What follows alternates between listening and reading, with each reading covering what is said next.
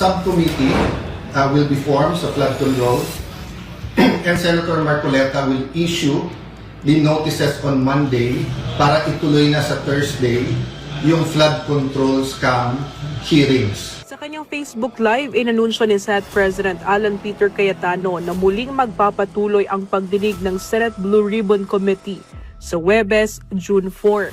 Batay ito sa napagkasunduan ng komite matapos ang isinagawang caucus o pagpupulong. Tiniyak din ni Cayetano na magiging patas at walang kinikilingan ng investigasyon upang lumabas ang buong katotohanan. Sa ngayon, wala pang inilalabas sa listahan ng komite kung sino-sino ang iimbitahan sa pagdinig sa Huwebes. Matatandang nanawagan si Senator Amy Marcos na imbitahan sa pagdinig ang mga dating sundalo o Brave 18 at si Orly Guteza na nagsiwala tungkol sa mali-maletang pera na naideliver kina Pangulong Bongbong Marcos, dating House Speaker Martin Romualdez at iba pang politiko at personalidad. Pero sabi po nila na ang isda sa bibig nahuhuli. Kaya kita niyo po na, nakita niyo po yung pala plano all this time. Arestuhin, takutin, intimidate ang nasa majority. Either lumipat or ikukulong. So as I said, at the proper time, evidence will come out. I won't go to the merits, demerits. Wala kaming problema na kasuhan. Wala kaming problema na sa korte patunayan kung sila ay guilty o hindi. Ang problema po namin, yung gagamitin yung threat, na pag lumipat ka dito, wala ka ng kaso. Pag diyan ka, tutuluyan ka namin. Wala pa nga yung impeachment, ganyan na ang usapan. Ano pa kaya? So again I've communicated this behind closed doors. I've communicated this in rooms like this with the majority, minority. I've communicated it through the social media. I've communicated this with the traditional media. Hindi kami nandito para makipag-confrontation. Hindi kami dito para magbangayan araw-araw. Inayos namin yung impeachment. Kasabay ng impeachment po, inayos namin na may legislative calendar pa rin. Meron pa rin hong pag-aayos. Bakit po?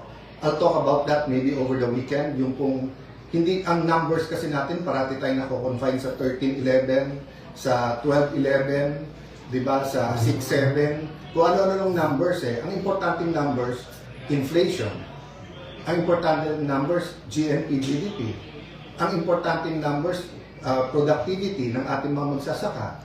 Ang importante numbers, yung dropout sa eskwelahan, yung pagtaas ng kaso ng AIDS, pagtaas ng teenage pregnancy, ang dami natin kailangang pag-usapan na priorities. So, tatlo ibabalanse po natin.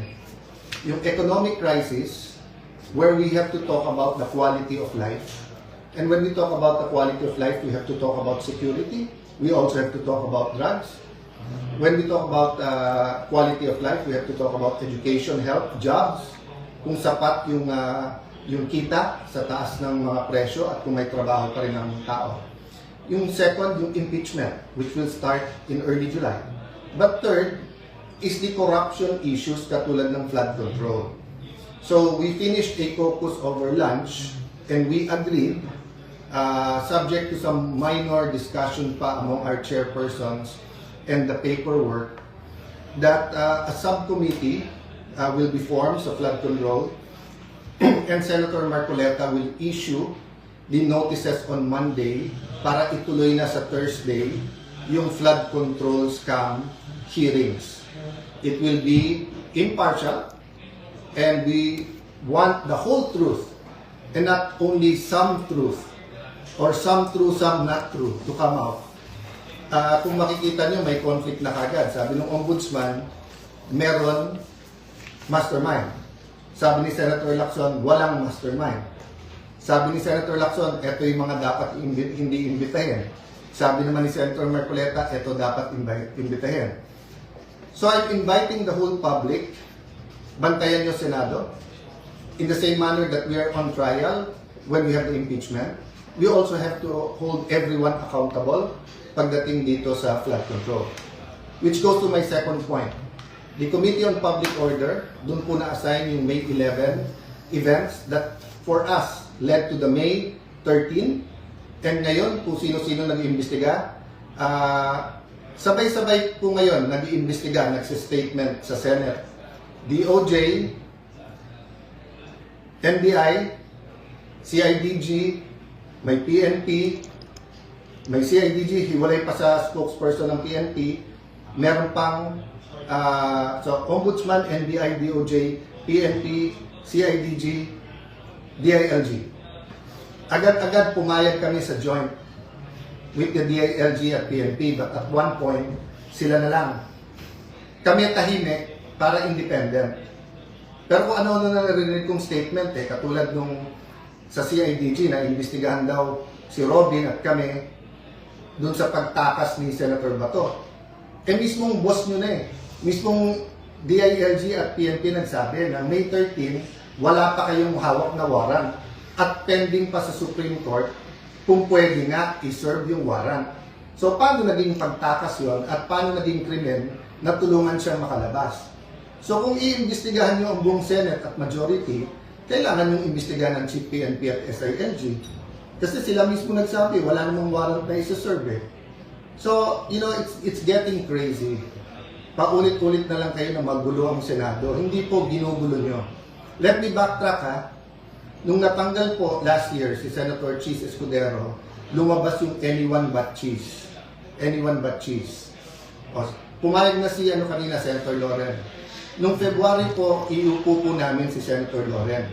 Doon nagsimula yung mga pressure at doon po nag-impulsa na narinig namin na kasama sa deal yung mga kaso.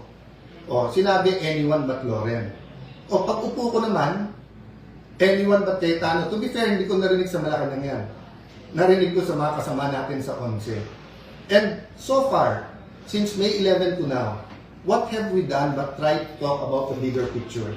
To talk about crisis, to talk about values, to talk about God in government, to talk about unity. Bakit kayo takot na yung majority na to ay gawin namin ang aming trabaho?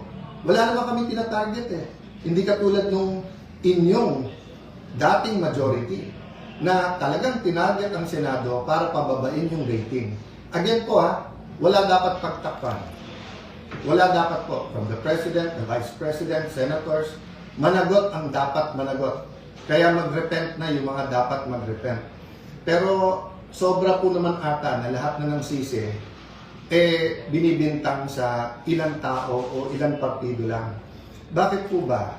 Yung taas ba ng presyo ngayon, pagtaas ng gasolina, yung kawalan ng trabaho, handling ng mga cases ng OFW, yung flood control, yan po ay sisisihin nyo sa opposition, yan po ay sisisihin nyo sa majority ngayon. So anyway, that's your privilege.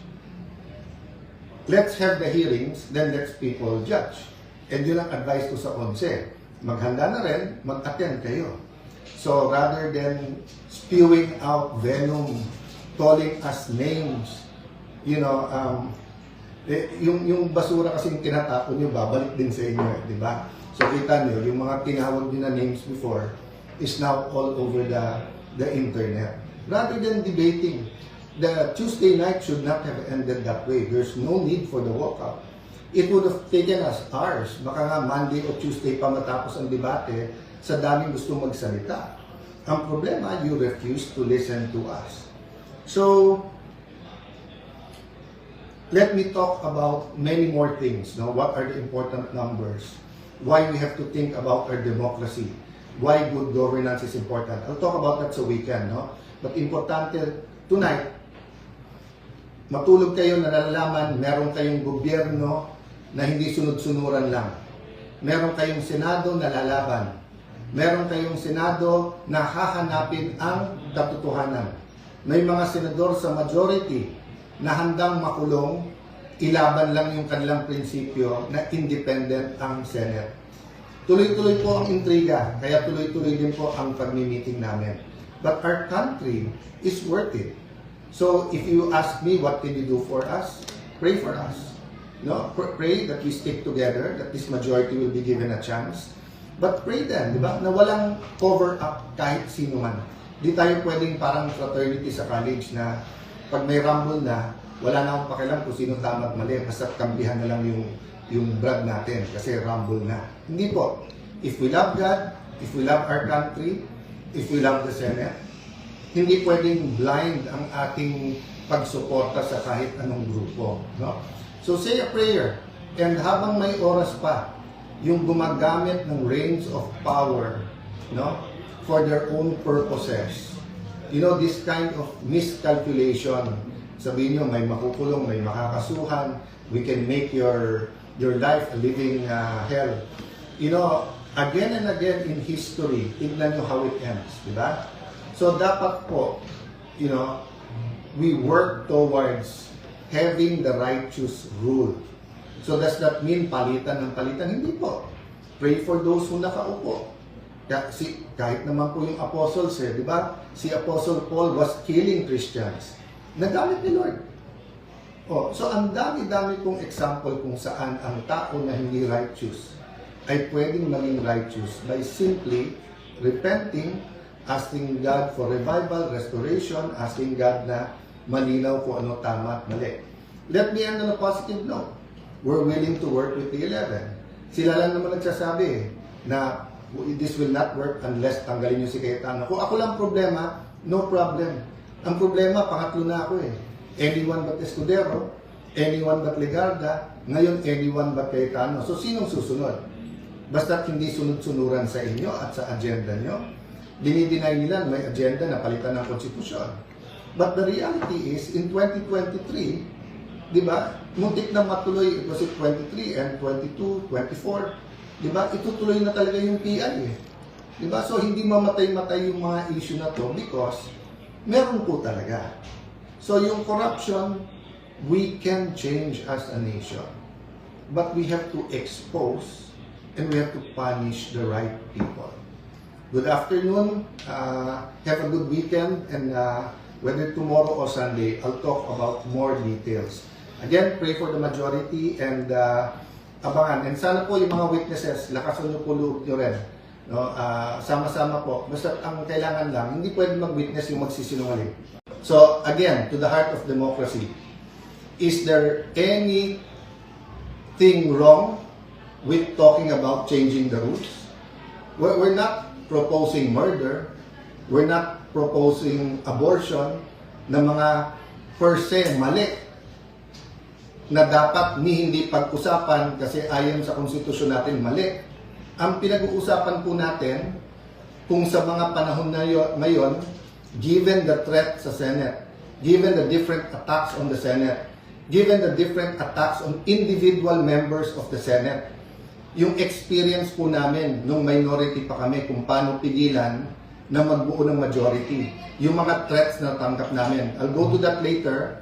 And in the next few days, option po ng ibang mga senador yon maglabas ng ebidensya sa mga pananakot na ginawa para hindi namin mabuo yung independent na Senado. What's my point po?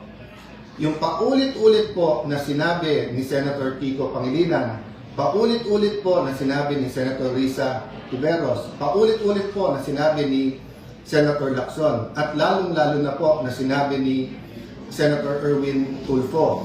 Hindi lang po sa sessionola, sa media, at hindi lang Tuesday, even the days after. They kept on saying, bakit walang debate? Bakit hindi nila pwedeng pag-usapan yung side nila? Wala pa nga ho tayo dun eh. Kung nakinig lang sila, kung sila po ay tinigil nila yung drama, even after the session, and instead tried to listen to each other, the motion was to take up the amendment. Ibig sabihin, is was sponsor pa to, and then ang bawat isa ay pwede magtanong, pwede pa nga mag-amend eh, kung tingin nilang mali. So I won't dwell on that, but just to say that the starting point has to be the truth. And ang problema, if you're on their side, dun sa 11, na 11 po kayo, kasi po sinasabi nila, wala silang chance na magtanong, magpaliwanag. Wala pa nga ho dun eh. Meron chance. So sabi nila, tyranny of the majority. Hindi po. Tyranny Tulfo to. Tyranny Lacson. Tyranny Pangilinan. Tyranny Ontiveros.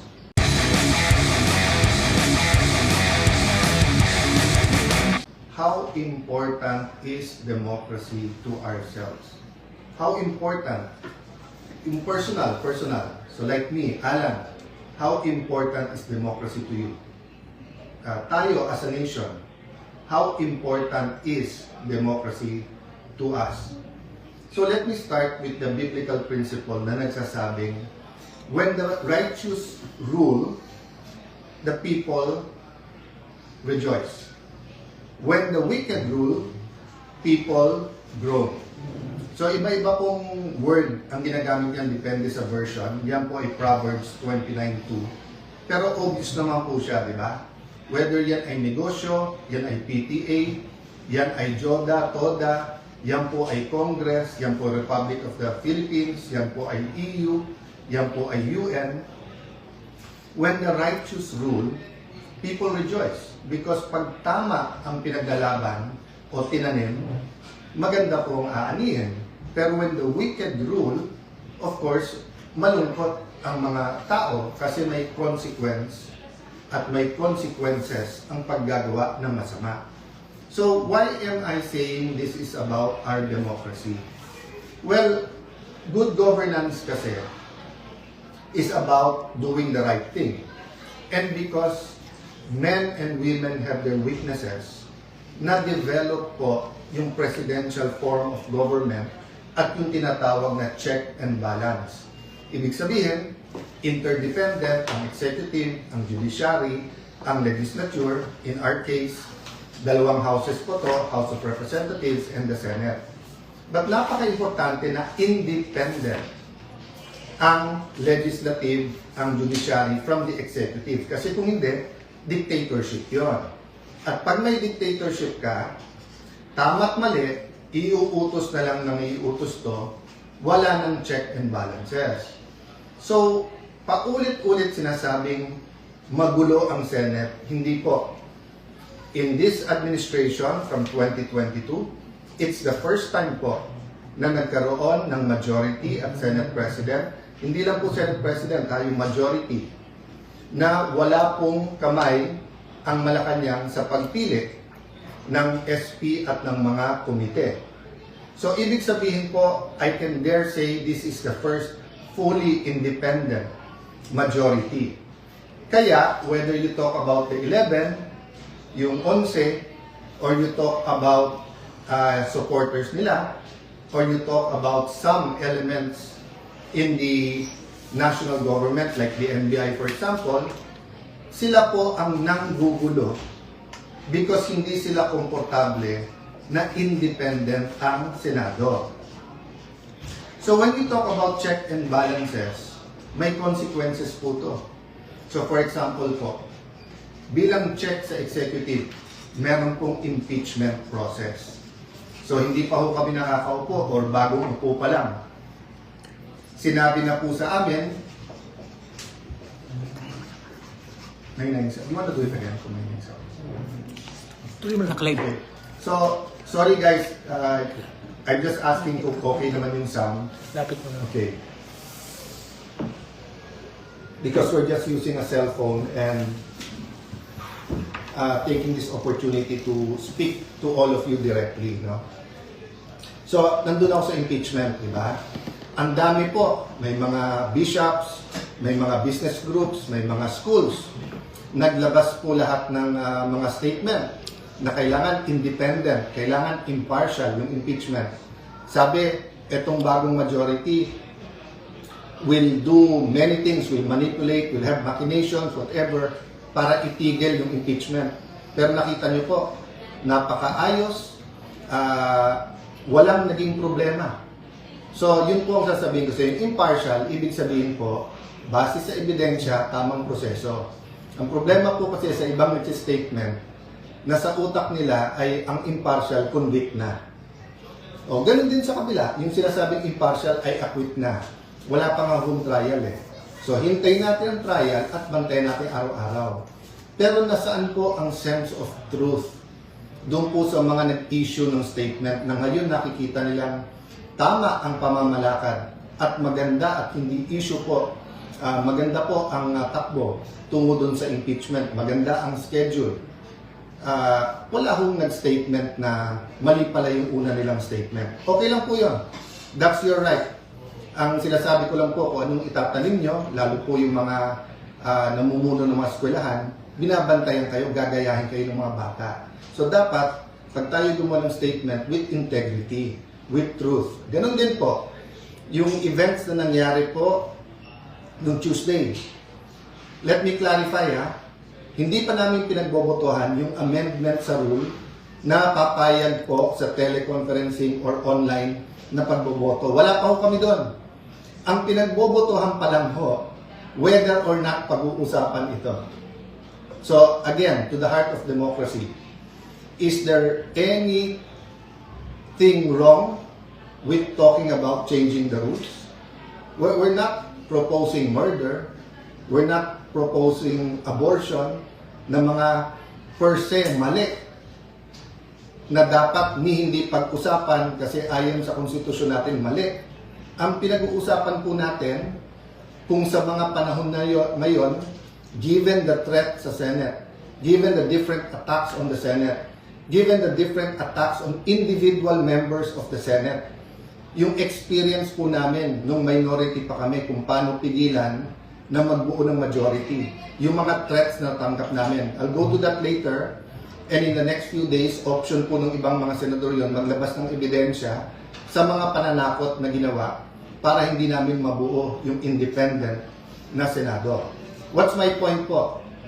Yung paulit-ulit po na sinabi ni Senator Kiko Pangilinan, paulit-ulit po na sinabi ni Senator Risa Tiveros, paulit-ulit po na sinabi ni Senator Lacson, at lalong-lalo na po na sinabi ni Senator Erwin Tulfo. Hindi lang po sa session hall, sa media, at hindi lang Tuesday, even the days after.